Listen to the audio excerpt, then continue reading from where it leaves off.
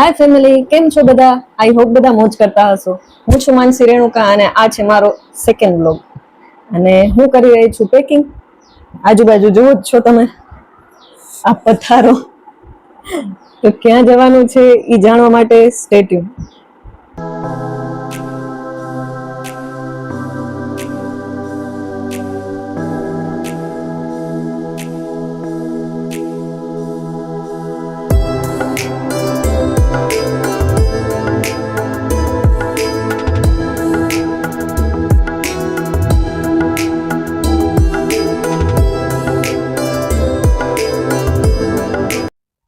Packing થઈ ગઈ છે, ડન. બાય ધ વે આ સુટકેસ બહુ મસ્ત છે, સાચે. સફારીની છે, નોટ સ્પોન્સર્ડ, પણ બહુ મસ્ત છે. આજે હું વાપરું છું એના લગભગ 2 વર્ષ જેવું થયું હશે, પણ જેટલું ઠૂંસીને ભરો તો આજ દી સુધી કાંઈ થયું નથી. મસ્ત છે, ક્વોલિટી જોરદાર છે. લેવી હોય તો લિંક ડિસ્ક્રિપ્શનમાં હશે, લઈ લેજો.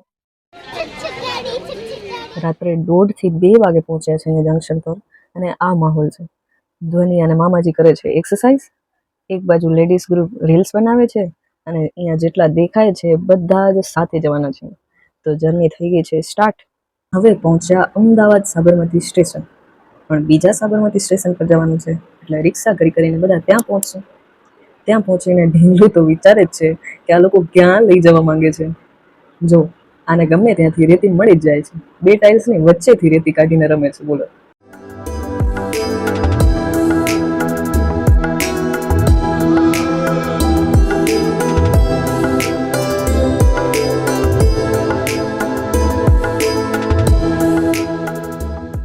અમે આ બંને નજારા જોતા હતા, ટ્રેનની અંદર ઢીંગલુના અને બારે નેચર.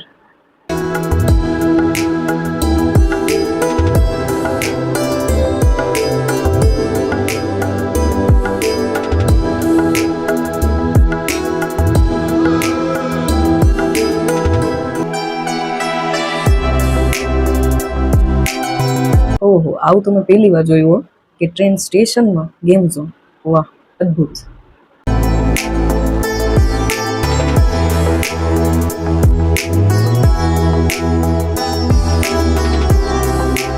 બસ આમ ઢીંગલું થોડી વાર મારી પાસે અને થોડી વાર એના પપ્પા પાસે રમ્યા રાખે, અને જર્ની આગળ વધી.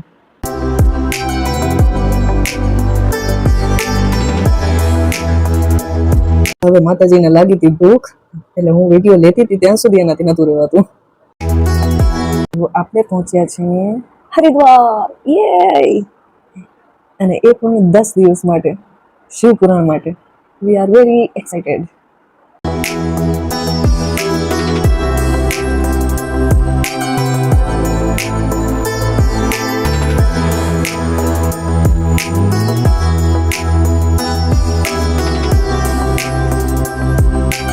આ છે હરિદ્વારનું રેલવે સ્ટેશન, અને હવે પ્રસ્થાન કરીએ આપણા ઉત્તરા તરફ.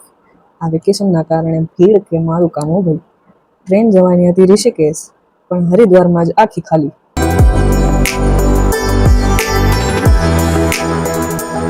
આ 3 બહેનો, આ હું અને ઢીંગલું, અને આ મારા પતિદેવ.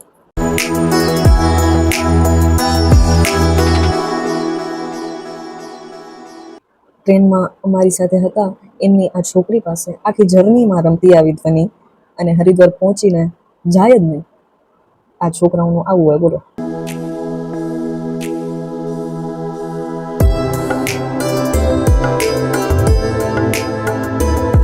તો પહોંચી ગયા છે અહીંયા ઉતારે, અને વેઇટ થાય છે કે કાં તો રૂમ કીઝ મળી જાય અને કાં તો જમવાનું મળી જાય, કેમ કે 1.5 દિવસ થઈ ગયો હતો જર્નીને, અને બધા ટેં થઈ ગયા હતા.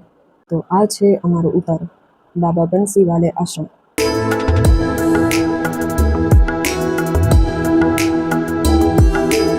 ત્યાંનું વેધર બાપરે સોલિડ. પહોંચીને એવી શાંતિ મળી, એમ થાય અહીંયા જ રહી જાય. અત્યારે વાગા છે 7, અને હું નાહી ધોઈને રેડી થઈ ગઈ છું, કેમ કે અહીંયા પૂજા 7 વાગે કરાવવાના હતા. ભલે એમાં મારે જાગો કરવાનું ના હોય, પણ તો રેડી થઈને બેસી ગઈ કે આ વિડીયો શૂટ કરી નાખું. હજી ઢીંગલું, એના પપ્પા, એના ચાચુ 3 સૂતા છે. હું નાહી ધોઈને રેડી, અને 9 વાગે આપણે કઈ કહેવાય ભૂલી ગઈ, પોથી યાત્રા કાઢવાના છે, એટલે એના માટે રેડી થશું. અને અમે રોકાણા છે એ જગ્યાનું નામ છે બાબા બંસીવાલા આશ્રમ. પણ બહુ મસ્ત છે. નીચે મોટો હોલ છે, મંદિર છે, અને ઉપર મોટા મોટા રૂમ છે. આવા તો હોટલમાં જોવા ન મળે એવા રૂમ છે. હકીકત હું રૂમ ટૂર પણ આપીશ તમને, બહુ મસ્ત.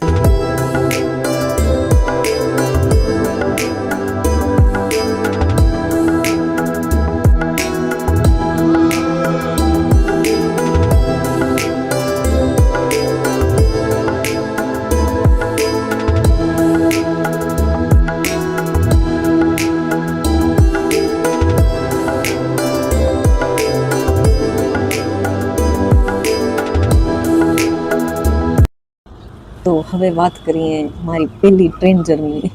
અમારી પહેલી અને આટલી લાંબી ટ્રેન જર્ની હતી, પણ બહુ મજા આવી. મને તો એમ કે હું શું કરીશ 1.5 દિવસ પૂરેપૂરા. પરમ દિવસે 5 તારીખે રાતે 3 વાગે અમે ટ્રેનમાં બેઠા હતા. છેક સવારે 7:30ની આસપાસ અમે અમદાવાદ પહોંચ્યા. અને અમદાવાદથી અમારી ટ્રેન હતી 11:30ની. એ 10:30 આવી ગઈ હતી એટલે વળી વાંધો ના આવે. 10:30 ટ્રેનમાં બેસી ગયા, એસી વાળી હતી એટલે આરામથી. અને પછી ઉપડી છેક 11:30. અને ટાઈમ ટુ ટાઈમ ઉપડી ગઈ. મને તો એમ કે અમારે બસની જેમ હશે, અડધી કલાકને મોડું, પણ ના, ટાઈમ ઉપર હતી. અને આ જર્નીમાં કેટલી વસ્તુ થઈ છે મને પોતાને વિચારવા માંડ્યું કે ઓહો, પેલી જર્ની અને આટલી બધી વસ્તુ. પણ જો સીટ કન્ફર્મ થઈ ગઈ હોય ને તો બહુ મજા આવે. કેમ કે બસમાં તો બેઠા એવા થાકી જાય, પણ આમાં એવું ના થાય. કંટાળો આવે તો વળી ઊભા થઈને બીજા ડબ્બામાં જઈ આવવાનું, એવું આવે મજા. આજુબાજુ સારા મળી ગયા હોય તો. અને મને ને ઢીંગલું તો ખાધા રાખીએ, જર્ની હાલ્યા રાખે, વળી ખાઈ લઈ, પેટ ભરી જાય, વળી સુઈ જાવ. પણ આવે મજા ટ્રેનમાં લગભગ અમે મારવાડા સ્ટેશન કને પહોંચ્યા હતા. અને ત્યાં તો મારા એક સગામાં છે, એમના છોકરાને લગભગ 10-15 વર્ષનો છોકરો હશે, એને ખેંચ ઉપડી. અને અમે બધા પેનિક થઈ ગયા કે આ ઉછીકાનું શું થઈ ગયું. આમ તેમ ટ્રેનમાં પૂછા કરી કે ભાઈ ડૉક્ટર કોઈ હોય તો. મને તો એમ હતું કે ટ્રેનમાં એક ડૉક્ટર કે નર્સ રાખતા જશે, પણ કોઈ અવેલેબલ નહીં. મને એ નવાઈ લાગી કે આ શું. પણ લકીલી એક પેસેન્જર હતા, એના છોકરા અમારી સામે જ હતા, એના છોકરા ડૉક્ટર હતા. તો એને બોલાવીને જોવડાવ્યું કે ભાઈ એકચ્યુઅલમાં શું થયું છે, કે વધારે સિરિયસ છે કે શું. એટલે પછી બધું થઈ ગયું. મારવાડા સ્ટેશન કને પૂછે ત્યાં એના પપ્પાએ ચેન ખેંચી લીધી અને શોક થઈ ગયું. ત્યાં પછી એ લોકો 4 જણા અને એ છોકરો 5 જણા ઉતરી ગયા. અને અમારે જર્ની ચાલુ રાખી. બીજું તો શું થાય, કેમ કે એ લોકોને ટ્રીટમેન્ટ દેવી તો જરૂરી જ હતી છોકરાને. એટલે પછી એને ટ્રીટમેન્ટ માટે અહીંયા મારવાડા ગામની અંદર ગયા, ટ્રીટમેન્ટ આપી. અને પછી એ લોકોને એમ કે અમે પાછા હાલે જશું હરિદ્વાર. એટલે આવું બધું થયું પછી. અને પછી ટીટી આવે અને એણે કીધું કે ભાઈ દિલ્હીનો પટ્ટો ચાલુ થાય ને ત્યાંથી ધ્યાન રાખજો તમારા છોકરાની, કે પર્સની કે મોબાઈલની. અમે કીધું ઠીક છે. તો મને તો બીક લાગે મારી છોકરીને. એટલે પછી રાત પડીને હું એને ભેટીને સૂઈ ગઈ. મેં કીધું બાપા આપણે ધ્યાન રાખવું પડે. હું ને ઢીંગલી તો પહેલાં સર સૂઈ ગયા હતા. અને પરોળે નીંદર ઉડી મારી 4 વાગ્યાની આસપાસ. ત્યારે એ દિલ્હીનો પટ્ટો ચાલુ જ હતો.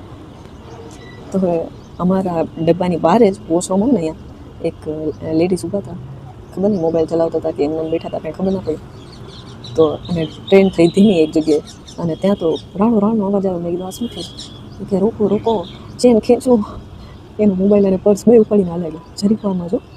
અને ત્યાં તો આજુબાજુવાળા માણસો બોલવા માંડ્યા કે હવે કાંઈ ન થાય, ઓલો હાલ્યો ગયો.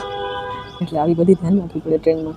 ટીટી પોતે કહી જાય છે કે આ પટ્ટામાં આપણે ધ્યાન રાખો તો ન રખાય આપણે હાથમાં, આરામથી બેસવામાં શું જાય આપણું.